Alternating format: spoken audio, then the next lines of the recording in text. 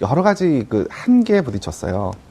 무슨 말씀이냐면 최초의 이제 최태민의 재산 형성 과정을 조사를 하는 과정 안에서 일부 이제 등기부등본을 확인해서 이제 그 땅들이 이제 쭉 나눠져서 팔려 나갑니다. 그러면 이제 그 이후에 추적들을 계속 해 나갈 텐데 이게 명의만 쫓아가는 것은 큰 의미가 없어요. 결국 그 땅을 팔고 그걸 통해서 현금화를 시키지 않습니까? 예. 그러면 결국 계좌거래 내역이라든지 또 아니면 그 당시에 이제 그런 것들이 어떤 방식으로 혹시 탈세라든가 이것 때문에 문제될 국세청에 소득 신고를 한 내용이라든지 예. 이런 것들을 저희가 그 자료를 받아야 어떤 일정한 조사라든가 분석이 가능하거든요. 그렇죠. 근데 저희가 이제 그거를 국세청과 금감원에 그 자료 요청을 했습니다. 근데 그쪽에서 모두 거절당했어요. 협조가 안 됐습니다. 그쪽에서는 얘기하는 건 개인정보에 해당되기 때문에 예, 영장을 받아오라는 건데 영장을 저희가 청구하기 위해서는 그 영장의 범죄 사실을 특정을 해야 됩니다. 그렇죠. 아무 범죄 사실이 그렇죠. 없는데 이거 갖고 자료 달라고 할 수는 없잖아요. 근데 그 범죄 사실이라고 하는 게 이미 공소시효가 지난 1970년대 1970년대 후반, 80년대 이와 관련된 부분의 범죄 사실을 저희가 적시할 수가 없죠. 그렇게 쓴다고 하더라도 영장이 발부가 안 됩니다. 따라서 결국 그와 관련된 부분에 조사의 한계에 부딪힐 수밖에 없었어요. 아, 진짜 중요한 포인트네요. 네. 만약에 나중에 혹시나 다시 특검법이 발의가 된다면 그 부분에 대한 어떤 그 입법적인 해결이 분명히 있어야 될 거라 생각이 듭니다. 예. 그래야 최순실 재산, 그다음에 박근혜 대통령과 공모했다든지, 그다음에 공동지갑, 경제 공동체 이 뿌리를 찾아 들어갈 수 있는 거네요. 그렇습니다. 그리고 전체적으로 그쪽에서 그 형성한 혹시 불법 재산이라든지 이런 부분들의 전모를 밝히기 위해서는 하여튼 그 부분이 필요하다라고 생각이 됩니다. 그리고 이 부분은 저희가 일단 기본적인 전체적인 외곽 정도는 저희가 그려놓은 것 같아요. 기본적인 토대는, 그러니까 더군다나 시간이 짧았기 때문에 거기까지 전부 다 깊숙하게 조사할 수 있는 그 한계는 분명히 있었습니다. 전체적인 아웃라인은 일단 그 전문용어로 왁구는 짜놨다. 그러니까 최초에 이제 최태민부터 시작된 여러 가지 그 당시에 그리고 또 그때 당시에 계셨던 분들이 나이가 굉장히 많으십니다. 또 언제 사실 돌아가실지도 모르고요. 그러니까 그분들의 진술을 이제 공적 조서 형식으로 저희가 다 또 확보도 했고, 그런 부분들은 향후에 그 재산의 전모를 밝히는데 분명히 기초 자료로 충분히 활용이 가능할 것으로 보입니다. 이게 이제 그 저희가 며칠 전에도 그런 얘기를 했는데 결국은 최순실 재산, 그리고 이제 이게 경제 공동체라고 한다면은 박근혜 대통령의 재산, 그런 이제 80년대 형성되는 과정, 이것이 범죄가 소명이 되면 특별법을 통해서 박근혜 최순실 게이트 재산 환수 특별법, 이제 물론 이게 위헌적 요소를 좀 다퉈봐야 되겠지만, 그렇게까지 만들어갖고 그 재산을 환수하지 않으면 결국은 이 악의 뿌리는 부활한다 이런 지적들을 많이 하고 있거든요. 네, 그렇습니다. 근데 그게 92년도 금융실명제 시행되기 이전까지도 추적이 가능한가요? 그러니까 일정 부분은 이제 공문서 기록 형식으로, 예를 들면 국세청에서 조사했던 자료 같은 경우는 국가기록원이나 이런 데 이첩돼 있을 수도 있고요. 따라서 뭐 전체를 다 받기는 어렵겠지만 어쨌건 일단 저희가 요청했던 자료들은 그래도 금융기관이 갖고 있을 거라고 판단해서 요청했던 자료들이니까요. 야, 저 무척 중요한 포인트네요. 되게 우리가 중요하죠. 보통 재산은 지금까지 추정만 했었고 어느 정도 있을 것이다라고 의혹만 했었는데 이 재산의 뿌리를 찾아간다. 그럼 뿌리를 찾다 보면 결국 공동지갑이라고 하는 것을 다 밝혀낼 수 있을 그게 거 바로 아니에요. 이제 뇌물죄가 성립되느냐 마느냐의 가장 중요한 전제가 되는 건데 그 전제가 되는 것에 대해서 그러니까 수사를 많이 해놓고 이걸 마지막으로 확인하려고 지금 요청을 했는데 자료를 안 줬다는 거지 않습니까? 그러니까 결과적으로는 그 부분에 대해서 사실은 더 이상 할 수 있는 부분이 없게끔 만들어 놓은 지금 맹점이 있는 거죠. 변호사님, 그럼에도 불구하고 장충동 집을 팔아서 삼성동 집을 샀다? 그리고 그때 최순실이 그 집을 대신 그 엄마가 가서 집을 대신 샀다라고 하는 문제 하나.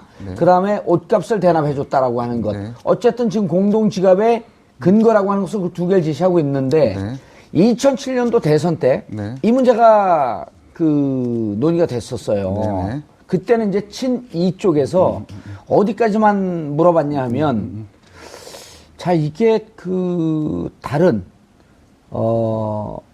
박근혜 당시 후보의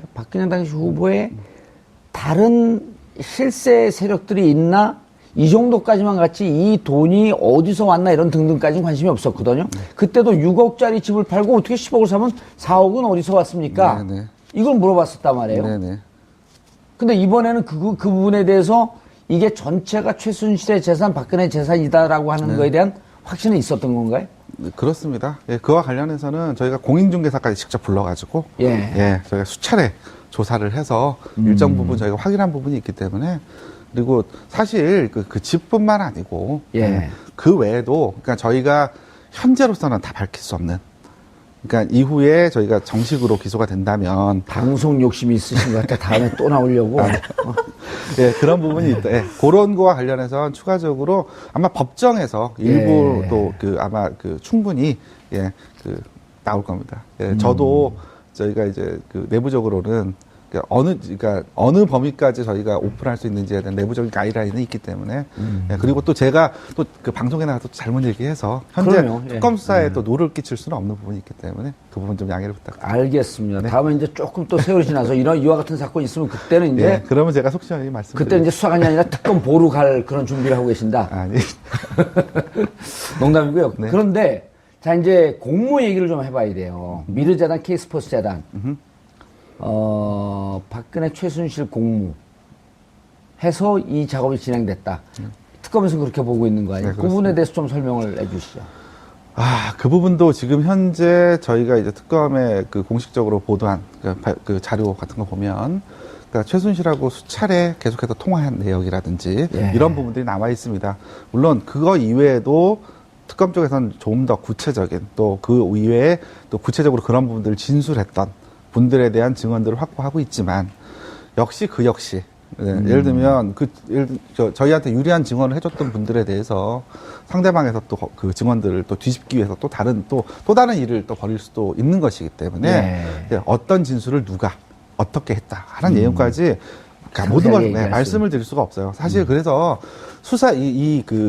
저희가 조사하는 과정에서 가장 조심하고 주의했던 부분이 그 수사기밀 누출이었고 이것이 이제 이제 피의자들한테 넘어갔을 경우엔 대책을 세울 수 있으니까 그렇습니다. 방어 논리가 그렇습니다. 그것 때문에 사실 굉장히 조심스러운 부분이 있습니다. 아직 일부 기소되지 않은 분들 계시고요. 그 다음에 또 이런 부분들이 앞으로 또 이게 또 현재 검찰이 이거에 대해서 계속 또 수사를 할 예정이고. 그래서 그 부분들 아주 제가 구체적으로 말씀드릴 수 없는 부분에 대해서. 자, 제일 중요한 게 국민들의 공분이 있는 게, 저도 이제 우병우 수석, 국정조사 나오지 않을 때 제가 이제 국민 현상 수배를 해갖고, 그 셀프 수배자를 만들었거든요. 그래갖고 그냥 1,800만 원 정도 이렇게 이제 현상금도 모으고 그랬는데, 우병우 수사에 대해서 특검에 대해서 약간 색안경을 쓰고 보는 분들이 꽤 있어요. 결국은 특검도 우병우 영향력에서 자유로울 수 없었던 거 아니냐. 심지어는 윤석열 특검이 학교로는 6년 선배고 그리고 연수원 기수로는 4년 후배인데 특수부에서 오랫동안 수사를 하면서 선배님 그러고 모셨던 우병우 수석을 과연 제대로 수사할 수 있었겠느냐. 이런 의혹의 눈초리에 대해서는 어떻게 생각하세요? 우병우 건에 대해서. 제가 개인적으로 여쭤봤습니다. 별로 안 친하시답니다. 우병우 수석하고요? 일단.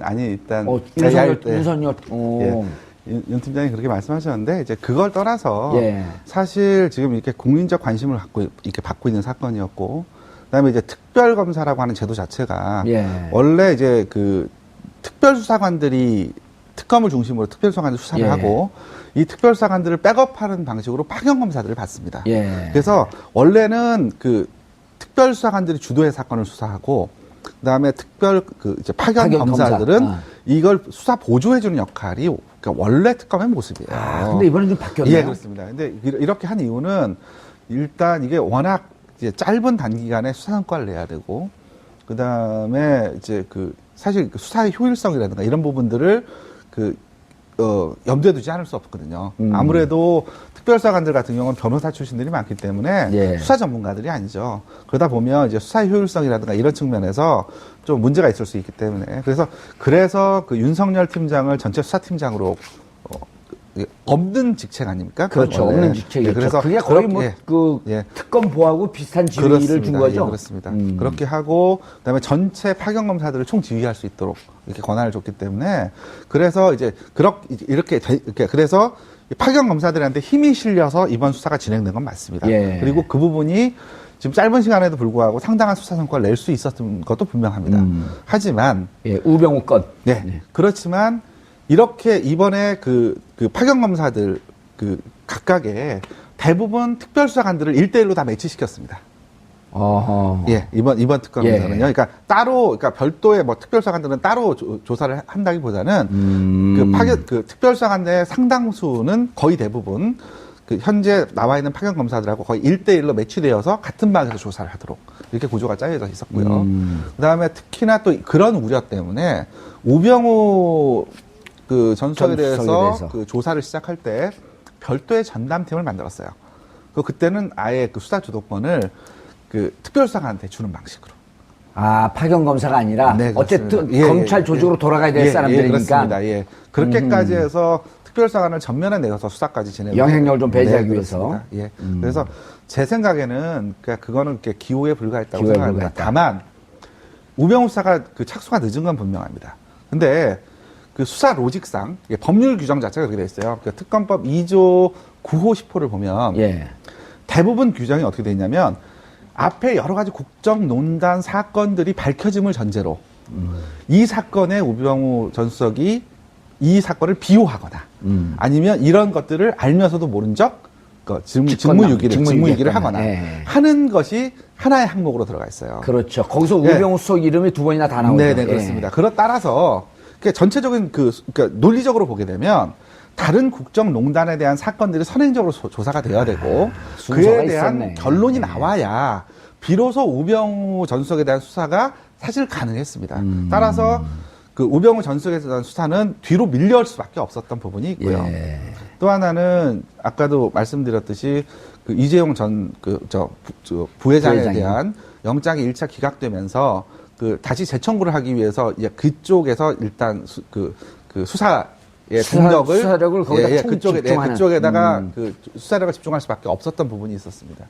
그러고 나서 막상 이제 우병우 수사를 저희가 한 15개 정도 혐의를 잡고 여러 가지 제보는 한 100개쯤 들어와 있다고요? 제보는 굉장히 많았습니다. 근데 그 제보 중에 사실 저희가 이게 팩트로 확인할 수 있는 부분 아닌 부분 다 정리하고 상당히 신빙성이 있다라는 걸 중심으로 저희가 한 15개 정도를 준비를 했는데 그 중에 일단 저희가 특검 수사 대상 범위에 해당되는지 그게 아닌 부분들을 제외할 수밖에 없었고요. 15개 그렇습니다. 중에. 그렇습니다. 그러다 보니까 이제 혐의는 있지만 그 부분은 저희가 조사할 수 있는 대상이 아니기 때문에 배제할 수밖에 없었던 부분도 있고요. 그 다음에 이제 마지막으로 아까 말씀드렸듯이 민정수석으로서의 직권남용, 그죠? 직무유기 이와 관련된 부분을 조사하려고 하면 결국은 민정수석이 직접 시행하는 것보다는 밑에 있는 민정수석실에 있는 여러 행정관들이나 파견검사를 통해서 일을 진행을 할 겁니다. 이분들에 대한 조사를 진행을 해야 되는데 결국 특검 연장이 되지 않을 분위기다 보니 이제 카운트다운이 시작되는 거 아니겠습니까? 그러다 보니까 결국 그분들은 현재로서는 참고인 신분에 불과한데 참고인으로서 소환을 하려고 해도 그분들이 여러 가지 이제 핑계를 대면서 이제 소환에 불응하면 특검으로서는 조사할 수 있는 방법이 없는 거죠.